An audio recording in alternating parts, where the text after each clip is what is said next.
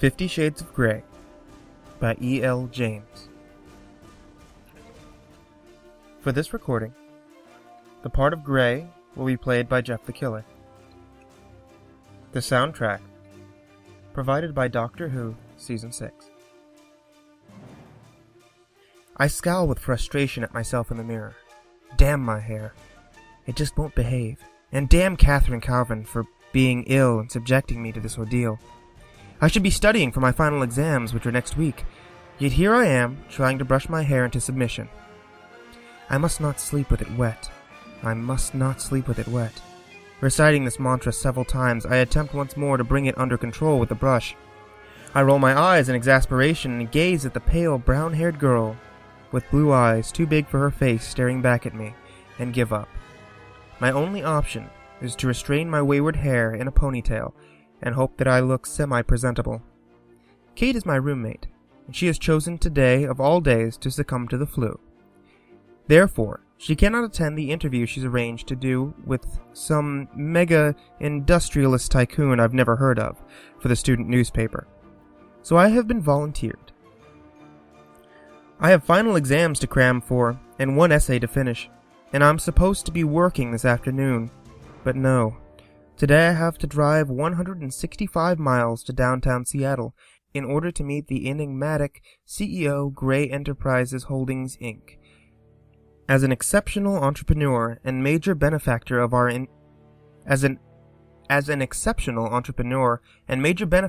university, his time is extraordinarily precious, much more precious than mine. But he has granted Kate an interview. A real coup, she tells me. Damn her extracurricular activities. Kate is huddled up on the couch in the living room. Anne, I'm sorry. It took me 9 months to get this interview. It will take another 6 to reschedule, and we'll both have graduated by then. As the editor, I can't blow this off. Please. Kate begged me in her rasping, sore throat. How does she do it? Even ill, she looks genuine and gorgeous. Strawberry blonde hair in place and green eyes bright, although now red-rimmed and runny. I ignore my pang of unwelcome sympathy. Of course I'll go, Kate. You should get back to bed. Would you like some NyQuil or Tylenol? NyQuil, please. Here are the questions in my digital recorder. Just press record, make notes. I'll transcribe it all. I know nothing about him, I murmured, trying and failing to suppress my rising panic. The questions will see you through. Go. It's a long drive. I don't want you to be late. Okay, I'm going. Get back to bed. I made you some soup to heat up later. I stare at her fondly. Only for you, Kate, would I do this. I will. Good luck, and thanks, Anna. As usual, you're my lifesaver. Gathering my backpack, I smile wryly at her and head out the door to the car. I cannot believe I have let Kate talk me into this, but then Kate can talk anyone into anything. She'll make an exceptional journalist. She's articulate, strong, persuasive, argumentative, beautiful. She's my dearest friend. The roads are clear as I set off for Vancouver, toward Interstate 5. It's early, and I don't have to be in Seattle until 2 this afternoon.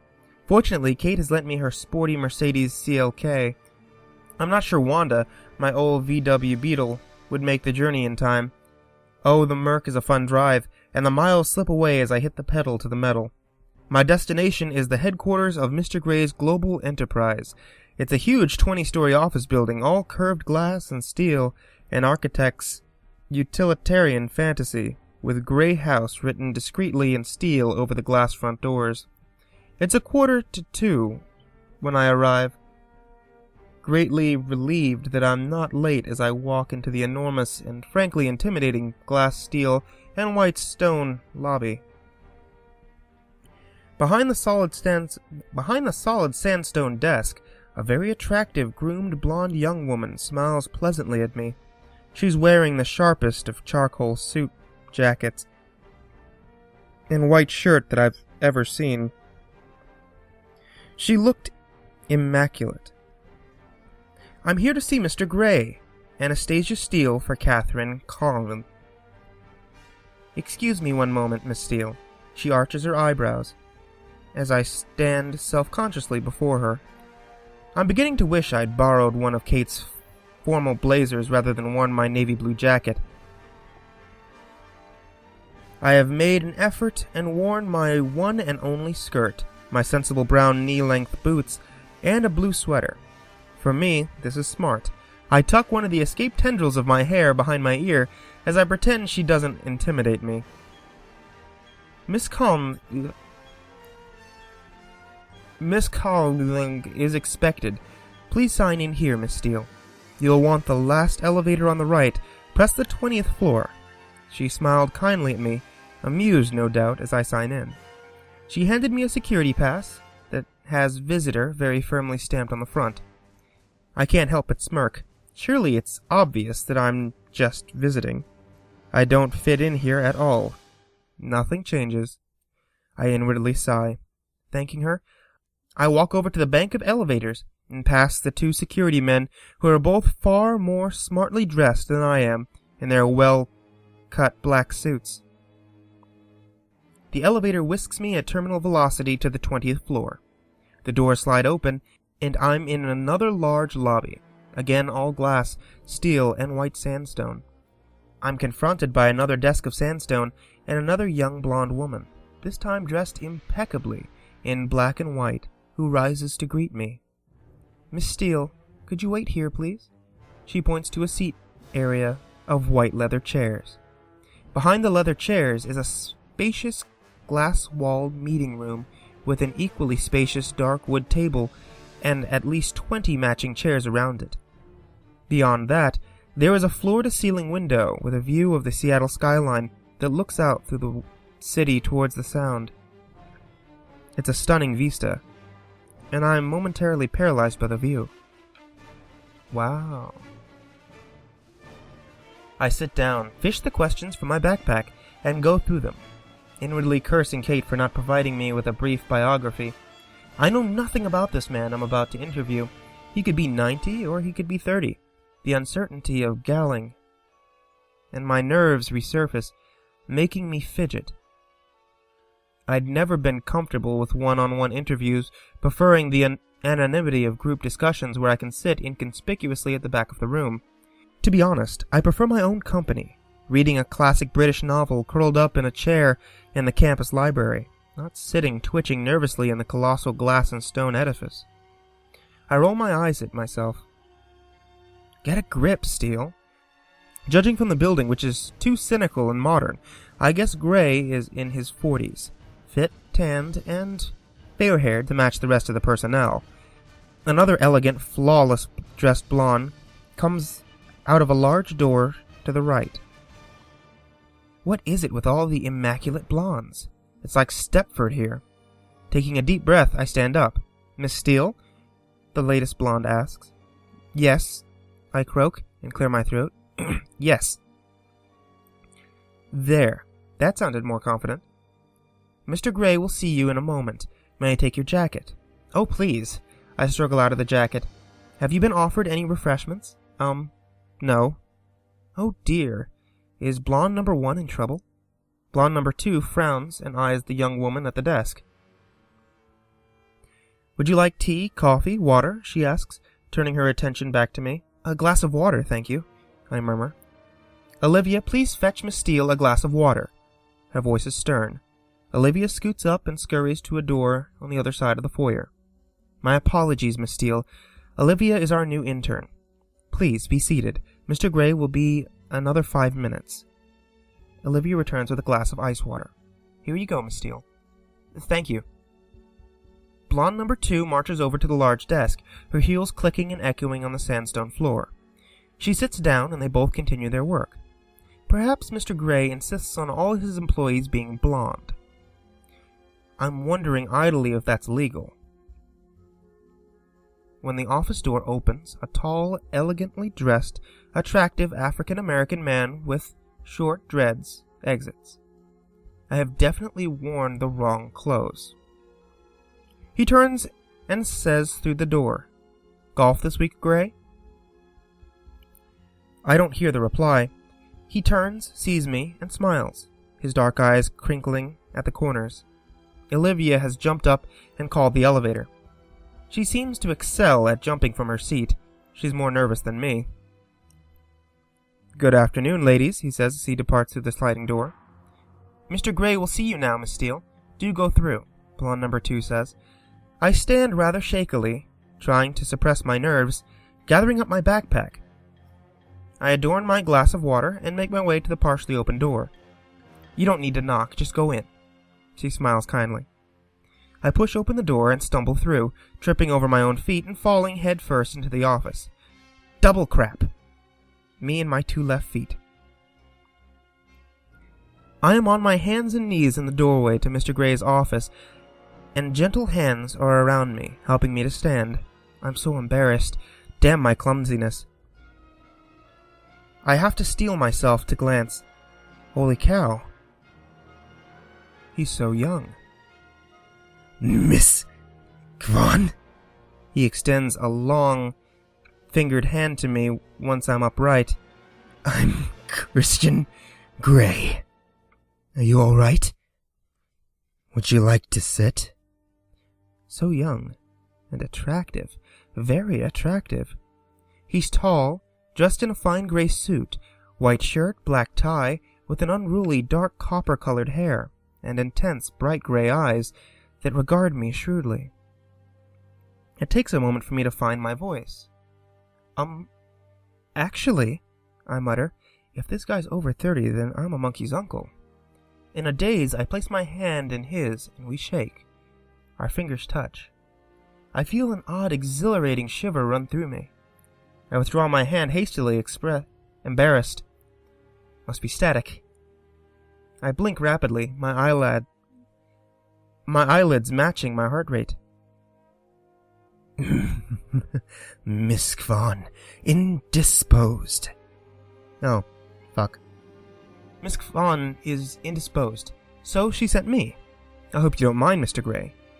"And you are?" "And you are?" His voice is warm, possibly amused, but it's difficult to tell from his impassive expression. He looks mildly interested, but above all, polite. "Anastasia Steele. I'm studying English literature with Catherine, Miss Kwan, at WSU, Vancouver." "I see," he says simply. I think I see the ghost of a smile in his expression, but I'm not sure. "Would you like to sit?" He waves me towards an L-shaped white leather couch. His office is way too big for just one man. In front of the floor-to-ceiling windows, there's a modern dark wood desk that six people could comfortably eat around. It matches the coffee table by the couch. Everything else is white, ceiling, floors, and walls, except for the wall by the door, which is a mosaic of small paintings.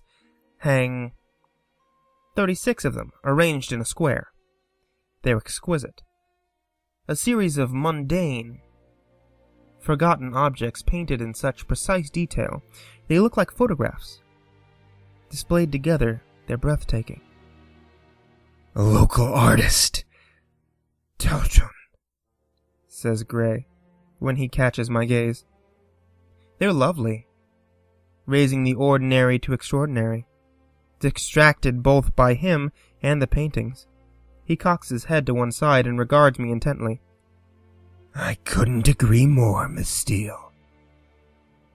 He replies, his voice soft, and for some inexplicable reason, I find myself blushing. Apart from the paintings, the rest of the office is cold, clean, and clinical. I wonder if it reflects the personality of the Adonis who sinks gracefully into one of the white leather chairs opposite me. I shake my head, disturbed at the direction of my thoughts, and retrieve Kate's questions from my backpack. Next, I set up the digital recorder, and am all fingers and thumbs, dropping it twice on the coffee table in front of me. Mr. Gray says nothing, waiting patiently, I hope, as I become increasingly embarrassed and flustered. When I pluck up the courage to look at him, he's watching me, one hand relaxed in his lap, the other cupping his chin, and trailing his long index finger across his lips. I think he's trying to suppress a smile. Sorry, I stuttered. I'm not used to this. Take all the time you need, Miss Steele, he says. Do you mind if I record your answers? After you've taken so much trouble in setting up your recorder, you ask me now? I flush. He's teasing me? I hope. I blink at him, unsure what to say, and I think he takes pity on me because he relents. No, I don't mind. Did Kate, I mean, Miss Cavan, explain what the interview was for? Yes. To appear in the graduation issue of the school newspaper, as I shall be conferring the degrees at this year's graduation ceremony. Oh, this is news to me. I'm temporarily preoccupied by the thought that someone not much older than me, okay, maybe 6 years or so, and okay, mega successful, but still is going to present me with my degree. I frown, dragging my wayward attention back to the task at hand. Good. I swallow nervously. I have some questions, Mr. Gray. I smooth a stray lock of hair behind my ear. I thought you might, he says, deadpan. He's laughing at me. My cheeks heat up at realization, and I sit up and square my shoulders in an attempt to look taller and more intimidating. Pressing the start button on the recorder, I try to look professional. You're very young to have amassed such an empire. To what do you owe your success? I glance up at him. His smile is rueful, but he looks vaguely disappointed. Business is all about people, Miss Steele, and I'm very good at judging people. I know how they tick, what makes them flourish, what doesn't, what inspires them, and how to incentivize them. I employ an exceptional team, and I reward them well. He pauses, and fixes me with his gray stare. My belief is to achieve success in any and all scheme. One has to make oneself master of that scheme. Know it inside and out. Know every detail. I work hard, very hard, to do that. I make decisions based on logic and facts. I have a natural gut instinct that can spot and nurture a good, solid ideal and good people. The bottom line is it's always down to good people. Maybe you're just lucky. This isn't on Kate's list, but he's so arrogant. His eyes flare momentarily in surprise. I don't subscribe to luck or chance, Miss Steele. The harder I work, the more luck I seem to have. It really is all about having the right people on your team and directing their energies accordingly. I think was Harvey Firestone who said the growth and development of people is the highest calling of leadership. You sound like a control freak. The words are out of my mouth before I can stop them. Oh. I exercise control in all things, Miss Steele, he says without a trace of humor in his smile. I look at him. He holds my gaze steadily, impassive. My heartbeat quickens and my face flushes again. Why does he have such an unnerving effect on me? His overwhelming good looks, maybe? The way his eyes blaze at me? The way he strokes his index finger against his lower lip? I wish he'd stop doing that. Besides, immense power is acquired by assuring yourself in your secret reveries that you were born to control things. He continues, his voice soft.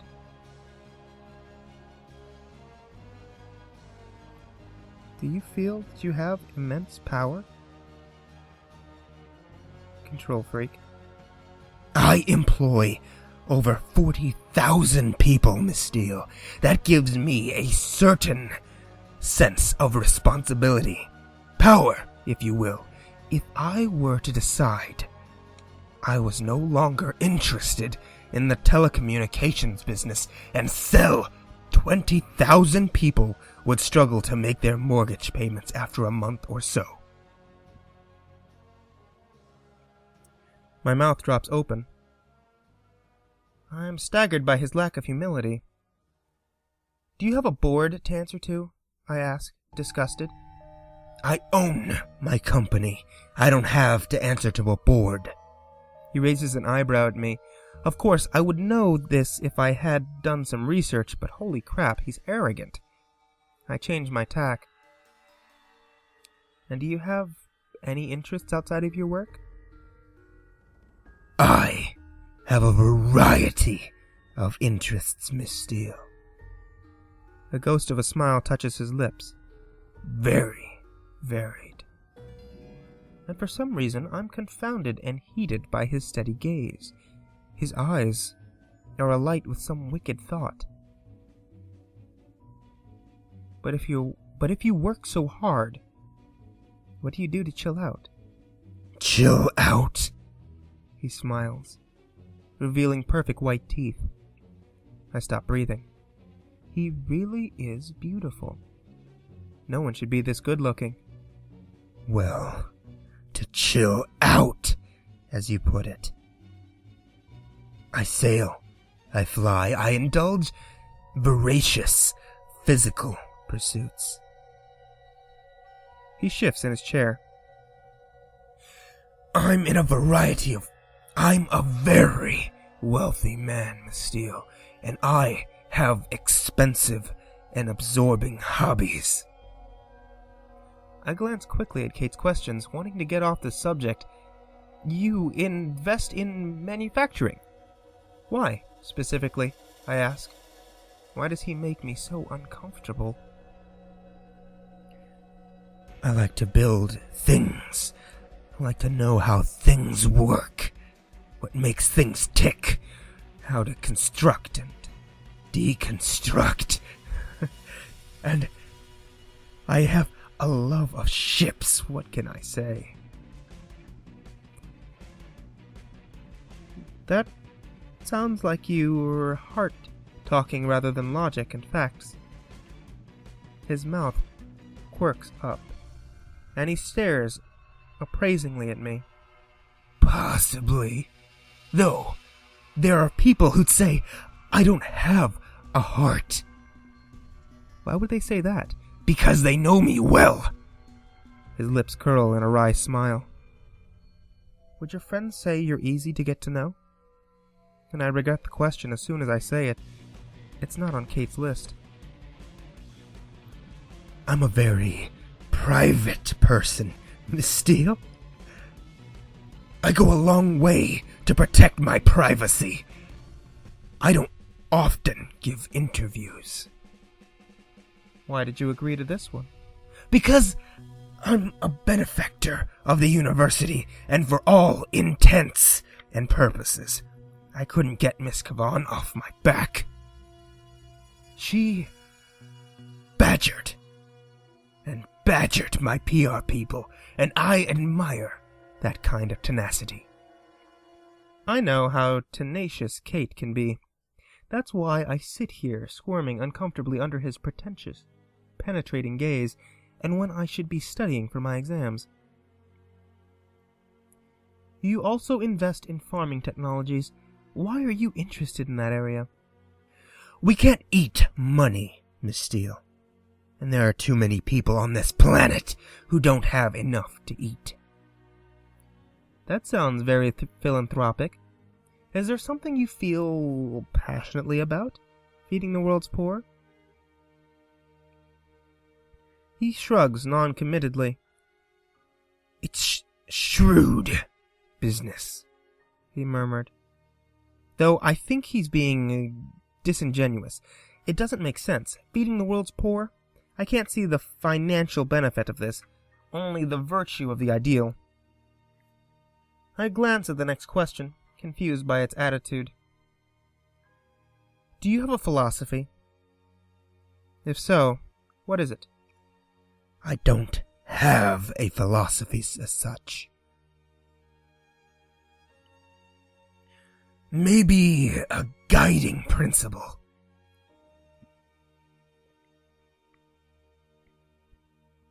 Carnegie's a man who acquires the ability to take full possession of his own mind, may take possession of anything else to which he justly entitled. I'm very singular driven. I like control. Control of myself and those around me. So you want to possess things? You're a control freak. I want to deserve to possess them. But yes, bottom line, I do. You sound like the ultimate consumer. I am. He smiles, but the smile doesn't touch his eyes. Again, this is at odds with someone who wants to feed the world. So I can't help but think that we're talking about something else. But I mystify myself as to what it is. I swallow hard. The temperature in the room is rising, or maybe it's just me. I just want this interview to be over. Surely Kate has enough material now. I glance at the next question.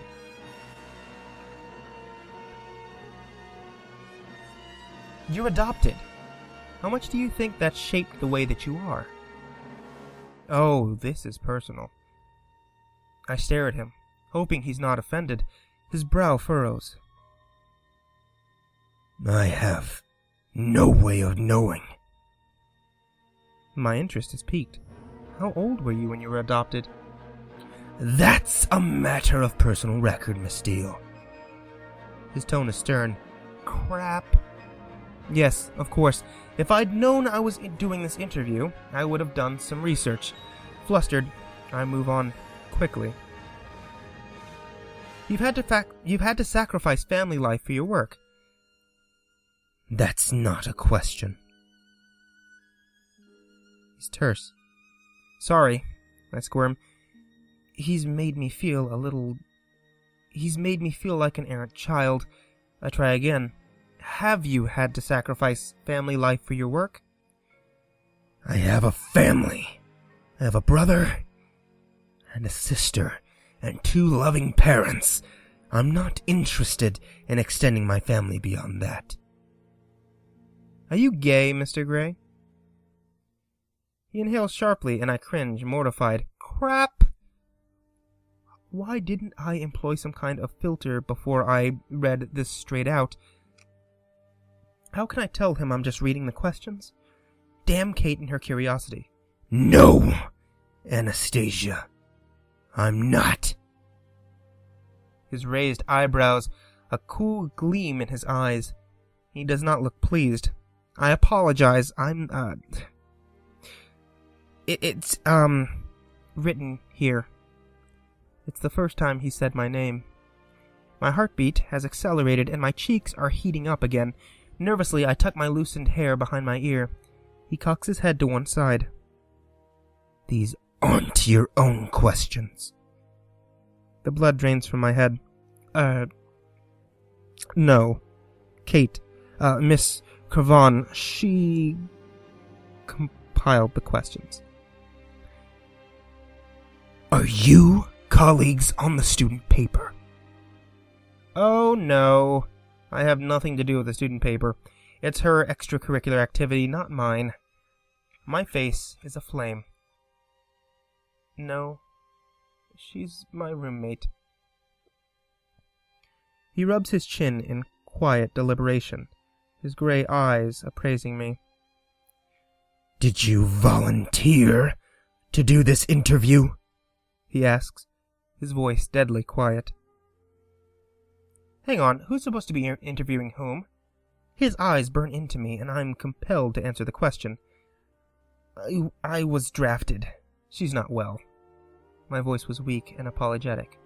That explains a great deal. There's a knock at the door, and blonde number 2 enters. Mr. Gray, forgive me for interrupting, but your next meeting is in 2 minutes.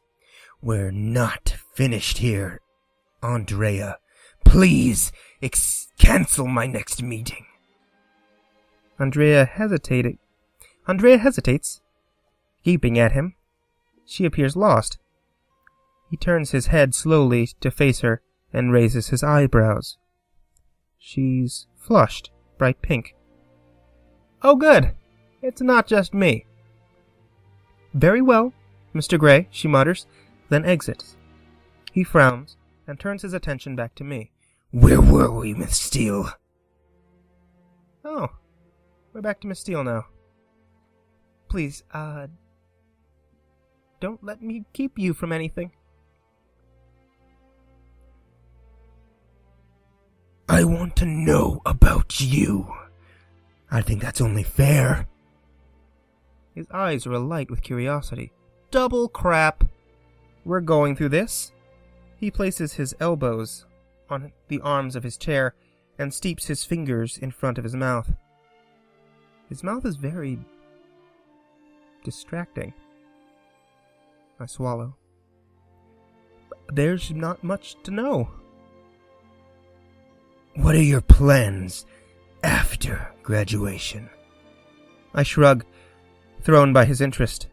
Move to Seattle with Kate, find a job. I haven't really thought beyond my finals. I haven't made any plans, Mr. Gray. I need to get through my final exams, which I should be studying for right now rather than sitting in your palatial, swanky, sterile office feeling uncomfortable under your pretentious gaze. We run an excellent internship program here, he says quietly. I raise my eyebrows in surprise. Is he offering me a job? Oh, I'll bear that in mind, I murmur, confounded, though I'm not sure I'll fit in here. Oh no, I'm musing out loud again. Why do you say that? He tilts his head back to one side, intrigued, a hint of smile playing on his lips. It's obvious, isn't it? I'm uncoordinated, scruffy, and I'm not blonde. Not to me. His gaze is intense, all humor gone, and strange muscles deep in my belly clench suddenly. I tear my eyes away from his scrutiny and stare blindly down at my knotted fingers. What's going on? I have to go. Now. I lean forward to retrieve the recorder. Would you like me to show you around? He asks. I'm sure you're far too busy, Mr. Gray, and I do have a long drive. You're driving back to Vancouver? He sounds surprised, anxious even. He glances out the window. It's begun to rain. Well, you'd better drive carefully. His tone is stern, authoritative. Why should he care? Do you have everything you need? He asks. Yes, sir, I reply, packing my recorder into my backpack. His eyes narrow, speculatively. Thank you for the interview, Mr. Gray.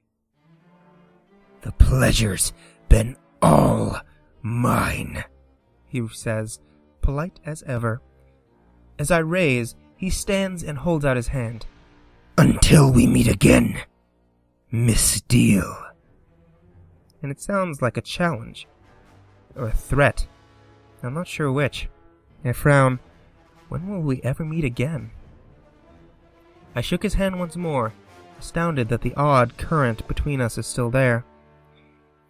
It must be my nerves. Mr. Gray, I nod at him. Moving with lithe, athletic grace to the door, he opens it wide. Just ensure you make it through the door, Miss Steele. He gives me a small smile. Obviously, He's referring to my earlier, less than elegant entry into his office. I blush. That's very considerate, Mr. Gray, I snap. And his smile widens. I'm glad you find me entertaining. I glower inwardly, walking into the foyer. I'm surprised when he follows me out, and Andrea and Olivia both look up, equally surprised. Did you have a coat? Gray asks. A jacket. Olivia leaps up and retrieves my jacket, which Gray takes from her before she can hand it to me. He holds it up, and feeling ridiculously self-conscious, I shrug it on. Gray places his hands for a moment on my shoulder. I gasp at the contact. If he notices my reaction, he gives nothing away.